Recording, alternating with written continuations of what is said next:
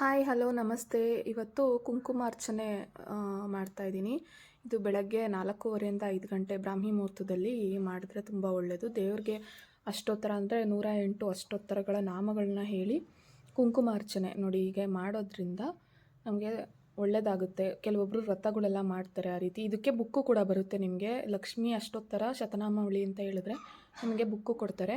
ಇದು ನಾನು 500 ಹತ್ರ ಬರ್ಸ್ಕೊಂಬಂದಿದ್ದು. ಒಂದು ಪೇಜಲ್ಲಿ ಒಂದು 3 ಶೀಟಲ್ಲಿ ಬರ್ಸ್ಕೊಂಬಂದಿದ್ದೀನಿ. ಸೊ ಅದನ್ನು ನಾನು ಹೇಳ್ಕೊತಾ ಇದ್ದೀನಿ. ಇದು ನೀವು ಕುಂಕುಮಾರ್ಚನೆ ಕೊನೆ ಮುಗಿದ ಮೇಲೆ ಈ ಕುಂಕುಮನ ಬಂದು ದೇವ್ರ ಮನೆಯಲ್ಲೇ ಇಡಿ. ಇದನ್ನು ಡೈಲಿ ಹಣೆಗೆ ಇಟ್ಕೋಬೇಕು. ಹಣೆಗೆ ಇಟ್ಕೊಳೋದ್ರಿಂದ ಇದನ್ನು ಕಾಲಲ್ಲಿ ಕೈಯಲ್ಲಿ ಅಥವಾ ತುಳಿಯೋ ಆಗಿಲ್ಲ. ಇದನ್ನು ಡೈಲಿ ಹಣೆಗೆ ಇಟ್ಕೋಬೇಕು. ನೋಡಿ ಈ ಥರ ಕಂಪ್ಲೀಟಾಗಿ ಪೂರ್ತಿ ಮಾಡಬೇಕು. ಕೆಲವ್ರಿಗೆ ಎಷ್ಟೊಂದು ಜನಕ್ಕೆ ಗೊತ್ತಿರಲ್ಲ ಯಾವ ರೀತಿ ಮಾಡಬೇಕು ಅಂತ. ನಾನು ತುಂಬ ಸಲ ಯೂಟ್ಯೂಬಲ್ಲೆಲ್ಲ ಸರ್ಚ್ ಮಾಡಿಬಿಟ್ಟಿದ್ದೆ ಯಾವ ರೀತಿ ಮಾಡೋದು ಅಂತ. ಎಲ್ಲೂ ನನಗೆ ಅಷ್ಟೊಂದು ಆನ್ಸರ್ಗಳು ಸಿಕ್ಕಲಿಲ್ಲ ಯೂಟ್ಯೂಬಲ್ಲಿ. ಸೊ ಹಾಗಾಗಿ ನಾನು 500 ಹತ್ರ ಡೈರೆಕ್ಟ್ ಹೋಗಿ ಕೇಳಿಕೊಂಡು ಬರ್ಸ್ಕೊಂಡು ಬಂದು ನಾನು ಮಾಡ್ತಾಯಿದ್ದೀನಿ. ಸೊ ಆ ವಿಡಿಯೋ ಇವತ್ತು ಮಕರ ಸಂಕ್ರಾಂತಿ ದಿನ ಬೆಳಗ್ಗಿನ ಜಾವ ಪೂಜೆಗೆ ನಾನು ಮಾಡ್ತಾಯಿದ್ದೀನಿ. ಈ ರೀತಿ ಮಾಡಿ ಇಟ್ಕೊಳ್ಳೋದ್ರಿಂದ ಅವಾಗವಾಗ ನಿಮಗೆ ವ್ರತಗಳು ಏನಾದರೂ ಮಾಡಿದಾಗ ಮಾಡೋದ್ರಿಂದ ಒಳ್ಳೆಯದಾಗುತ್ತೆ.